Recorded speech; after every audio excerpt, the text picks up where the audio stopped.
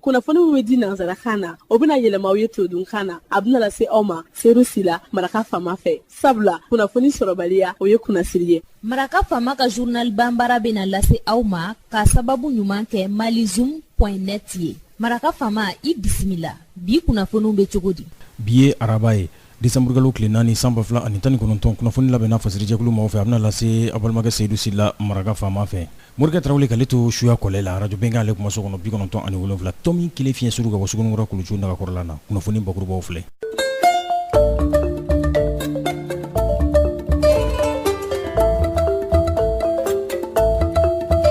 Algérie jamana n'ale bɛ ka ɲɛminɛ kɛ an ka bɛnkan sɛbɛn o waliyali siratigɛ fɛ n'an ko ma accord d'Alger o kulu kɔnɔna na CSA u y'a ɲini dɛmɛdonya tɛmɛnen ko ka u ka ɲɔgɔnnajɛrɛ bɔ a dɔgɔkɔrɔ. Kulu min bɛ n'an ko ma UEMOA ale y'a jira kunungo k'a fɔ $100 bɔɲanko dollar la k'u bɛna o di Niger, Mali ani Burkina ma u ka se ka terrorisiw kɛlɛ Sahel jamanaw kɔnɔna na cogo min na.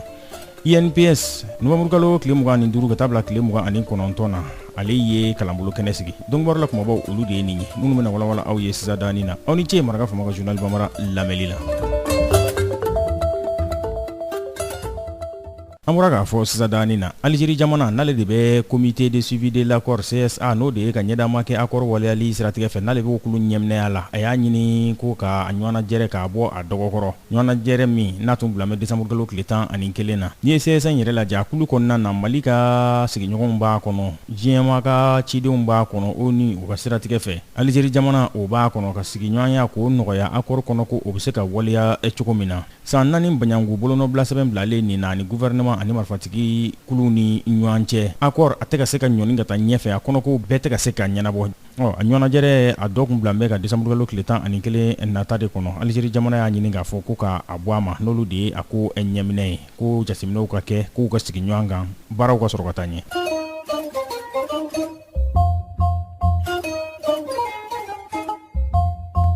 Kulu min bɛ n'an ko ma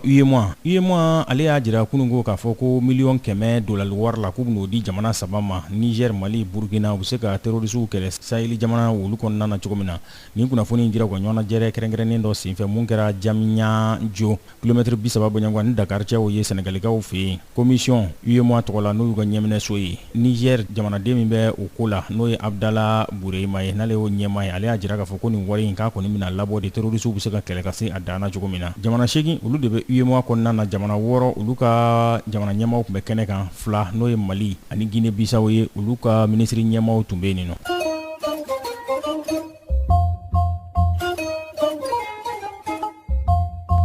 Institut national de prévoyance sociale n'an ko ma INPS Novembre tile 25 ka taa bila tile 29 tɛmɛlen na u ye kalanbolo kɛnɛ sigi a bɛ ka dɔn ka fɔ yɔrɔ jatiden a bɛ o kofɔ n'u ko cartographie gɛlɛya minnu b'o la ni fɛɛrɛ minnu kan ka sigi o baaraw kɛcogo la u bɛ se ka jateminɛ kɛ o la cogo min na maa 35 maa ɲɛyɛlɛkɛw INPS u ka bondakun kan olu tun bɛ yen nɔ tile 5 baɲanko cartographie n'o ye yɔrɔ kɛcogoya jatidenw sigili sen kan ko o baaraw u bɛ se k'olu kɛ cogo min na yaasa mɔgɔw ka lakana hali bi a bɛ se ka jiri cogo min na direction générale INPS ale kɔni ko ale ka laɲini ye maaw bɛ se ka faamuyali kɛ cogo min na ani baaraw taabolo bɛ se ka dɔn cogo min na yaasa fɛn min ka dɔn ka fɔ nɔgɔya bɛ se ka kɛ u ka taa siraw la i n'a fɔ INPS a ɲɛmaaba yɛrɛ musolaka don Sidibe Zamilatu Sise a y'a fɔ cogo min na.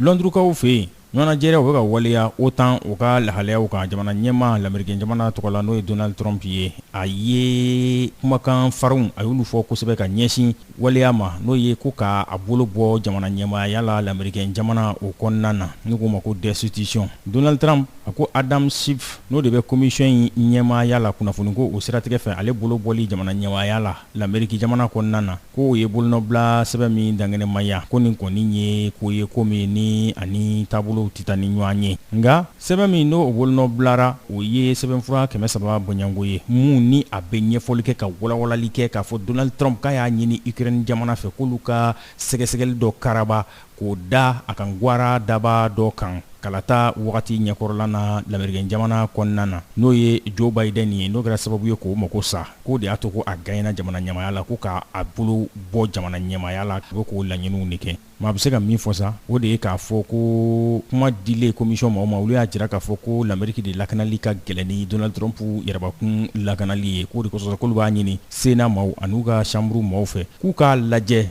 u k'u ɲɛnata n'o y'a sɔrɔ u b'u ɲɛnata constitution de la n'o ye jamana forobasɛbɛn ye l'Américain jamana kɔnɔ yalima u b'u ɲɛnata Donald Trump yɛrɛbakun kelen de la ko l'Américain denw sigilen bɛ k'u filɛ nin bɛ dan sigi bi la Seydou la min labɛnna fasiri jɛkulu maaw fɛ k'a lase a balimakɛ Seydou Sila maraka faama fɛ Morikɛ Tarawele k'ale to suya kɔlila ni Ala ma ka jɔnya joona sini an na ɲɔgɔn sɔrɔ yan kunnafoni kuraw k'o lase aw ma ne b'a fɛ ka segin maraka faama ka journal Bamara la mais malizoom.net ale sanfɛ www.malizoom.net maraka faama ka journal Bamara ka kunnafoni jatara ka laseli bɔ an n'a bɛɛ lajɛlen ne b'aw fo k'aw wale ɲuman dɔn ka tila k'a fɔ ye ne b'a fɛ ka maraka faama ka reportage vidéo ye a bɛ taa Malizoom a page Facebook sanfɛ a b'a bɛɛ lajɛlen ye an cɛ a kan bɛn maraka faama ka bi journal Bambara lasera aw ma ka sababu ɲuman kɛ malizoom.net ye